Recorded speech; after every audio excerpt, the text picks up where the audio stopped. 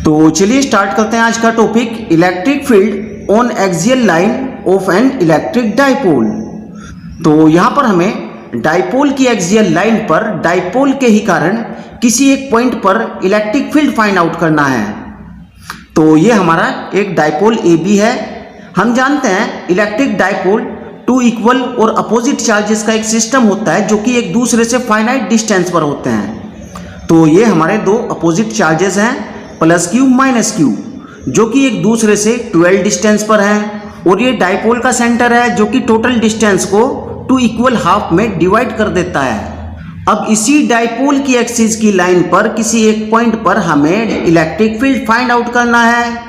तो चलिए इसके लिए एक पॉइंट P यहाँ पर कंसीडर कर लेते हैं जो कि डाइपोल के सेंटर से r डिस्टेंस पर है।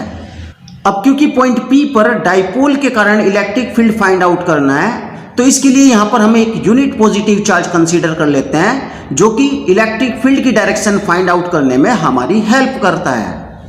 तो इलेक्ट्रिक फील्ड की डायरेक्शन यहाँ पर हम देख लेते हैं कैसे फाइंड आउट की जा सकती है। तो पॉजिटिव चार्ज पॉइंट P पर जो इलेक्ट्रिक फील्ड बनाएगा उसका डायरेक्शन बाहर की ओर होगा, क्योंकि पॉइंट A पर पॉजिटिव चार्ज है और पॉइंट P पर भी पॉजिटिव चार्ज है। और हम जानते हैं लाइक चार्जेस एक दूसरे को रिपेल करते हैं, इसलिए पॉजिटिव चार्ज के कारण पॉइंट P पर जो इलेक्ट्रिक फील्ड बनेगा उसका डायरेक्शन बाहर की ओर होगा, मीन्स P से x की ओर अलोंग PX। इसी प्रकार नेगेटिव चार्ज के कारण पॉइंट P पर जो इलेक्ट्रिक फील्ड बनेगा उसकी डायरेक्शन नेगेटिव चार्ज की ओर होगी, क्योंकि हम जानते हैं अपोजिट चार्जेस एक दूसरे को अट्रैक्ट करते हैं। इसीलिए नेगेटिव चार्ज के कारण पॉइंट P पर जो इलेक्ट्रिक फील्ड बनेगा उसका डायरेक्शन नेगेटिव चार्ज की ओर होगा, या कह सकते हैं डाइपोल के सेंटर की ओर होगा अलोंग PO। अब चलिए इलेक्ट्रिक फील्ड का फार्मूला कैसे अप्लाई किया जा सकता है ये जान लेते हैं। तो ये हमारा एक चार्ज Q है जिसका इलेक्ट्रिक फील्ड हमें पॉइंट P पर फाइंड आउट करना है, जो कि चार्ज से r डिस्टेंस पर है। तो इस केस में हमारा इलेक्ट्रिक फील्ड का फार्मूला होगा E equal to 1/4 pi epsilon not into Q upon R square, means charge upon distance का स्क्वायर। यहाँ पर हमें डिस्टेंस का स्क्वायर करना होता है जो कि चार्ज और पॉइंट P के बीच का डिस्टेंस होता है, जहाँ पर हम चार्ज के कारण इलेक्ट्रिक फील्ड फाइंड आउट कर रहे होते हैं। तो ये मैग्नीट्यूड फॉर्म में इलेक्ट्रिक फील्ड का फार्मूला है। मैग्नीट्यूड फॉर्म में चार्ज पॉजिटिव हो या नेगेटिव, उसका मैग्नीट्यूड हमेशा पॉजिटिव रहता है। तो इसीलिए मैग्नीट्यूड फॉर्म में हमारा फार्मूला हो जाता है E equal to 1/4 pi epsilon not into Q upon R square. तो चलिए वापस चलते हैं यहाँ से। अब यहाँ पर हम देखते हैं पॉजिटिव चार्ज पॉइंट P पर जो इलेक्ट्रिक फील्ड बनाएगा उसका डिस्टेंस R प्लस L होगा, और नेगेटिव चार्ज के कारण पॉइंट P पर जो इलेक्ट्रिक फील्ड बनेगा उसका डिस्टेंस R माइनस L होगा। तो चलिए स्टार्ट करते हैं इसको। Consider an electric dipole consisting charges positive Q and negative Q separated by distance 2L apart. तो यहाँ पर एक डाइपोल ए बी है consisting charges positive Q and negative Q separated by distance 2L apart.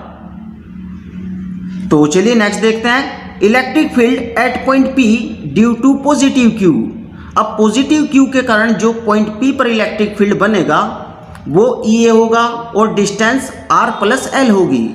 तो इस case में हमारा electric field का फार्मूला हो जाता है EA equal to 1/4 pi epsilon not into charge upon distance का स्क्वायर, और डिस्टेंस हमारी है R plus L, means R plus L का होल स्क्वायर। और इस केस में इलेक्ट्रिक फील्ड EA का जो डायरेक्शन होगा वो P से X की ओर होगा along PX। Also electric field at point P due to negative Q। अब नेगेटिव Q के कारण पॉइंट P पर जो इलेक्ट्रिक फील्ड बनेगा वो EB होगा और डिस्टेंस R माइनस L।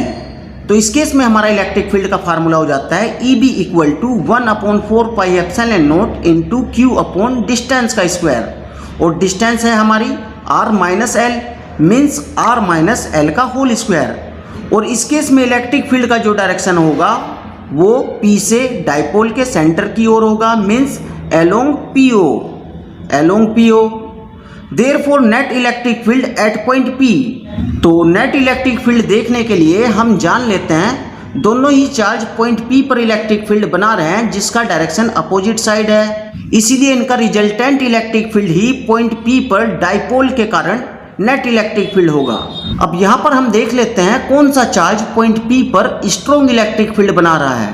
क्योंकि पॉजिटिव चार्ज पॉइंट P से लार्ज डिस्टेंस पर है, इसलिए weak electric field point P पर बनाएगा जो कि EA होगा, और नेगेटिव चार्ज पॉइंट P के क्लोज है, इसीलिए strong electric field point P पर बनाएगा जो कि EB है।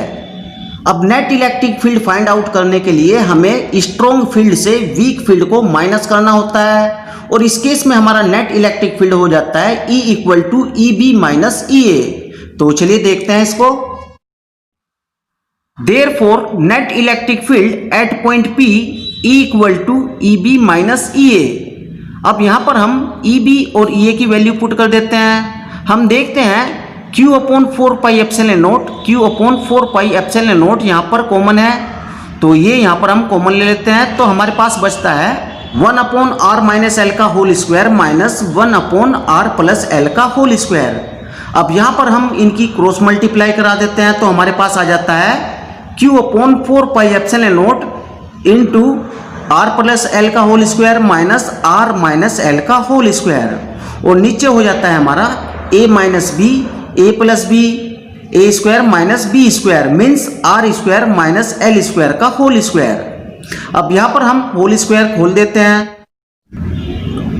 तो होल स्क्वायर खोलने के बाद हमारे पास आ जाता है R square plus L square plus 2RL minus R square plus L square minus 2RL। अब यहाँ पर हम देखते हैं नेगेटिव टर्म पॉजिटिव टर्म को तो नेगेटिव कर देती है और नेगेटिव टर्म को पॉजिटिव, इसीलिए R square L square cancel out हो जाएंगे, और हमारे पास बचता है 2RL plus 2RL equal to 4RL, और नीचे हो जाता है हमारा R square minus L square का होल स्क्वायर। तो नेक्स्ट टर्म हमारी हो जाती है Q upon 4 pi epsilon not into 4RL upon R square minus L square का होल स्क्वायर। तो चलिए देखते हैं। तो ये हमारा जाता है Q upon 4 pi epsilon not into 4RL upon R square minus L square का होल स्क्वायर। तो यहाँ पर हम Q इंटू 2L सेपरेट कर लेते हैं, तो हमारा आ जाता है 1 upon 4 pi epsilon not into 2Q into 2L into R। But Q into 2L होता है हमारा dipole moment, Q into 2L equal to P dipole moment. तो यहाँ पर हम Q इंटू 2L की जगह P रख देते हैं, तो हमारा यहाँ पर आ जाता है 2PR। तो इस केस में हमारा इलेक्ट्रिक फील्ड का फार्मूला हो जाता है E equal to 1 upon 4 pi epsilon not into 2PR upon R square minus L square का होल स्क्वायर। तो ये डाइपोल की एक्सियल लाइन के किसी पॉइंट पर इलेक्ट्रिक फील्ड का फार्मूला है। If point P is far away from the dipole means यदि पॉइंट P डाइपोल से बहुत ज्यादा दूरी पर हो तब R double greater than L। इस केस में R डाइपोल की हाफ लेंथ के कंपेयर में बहुत बड़ा हो जाएगा, तो यहाँ पर हम L स्क्वायर को नेगलेक्ट कर सकते हैं, तो हमारा हो जाता है R square into 2 R to the power 4, और यहाँ पर एक R कैंसिल आउट हो जाता है, तो हमारा यहाँ पर फार्मूला जाता है E equal to 1 upon 4 pi epsilon not into 2P upon R cube. तो यदि हमारा पॉइंट P लार्ज डिस्टेंस पर हो तब इलेक्ट्रिक फील्ड का फार्मूला हमारा E equal to 1 upon 4 pi epsilon not into 2P upon R cube होता है। तो डियर स्टूडेंट, ये वीडियो आपको कैसी लगी? अगर ये वीडियो आपको पसंद आई तो वीडियो को लाइक करें, चैनल को सब्सक्राइब करें। Okay, thanks for watching this video.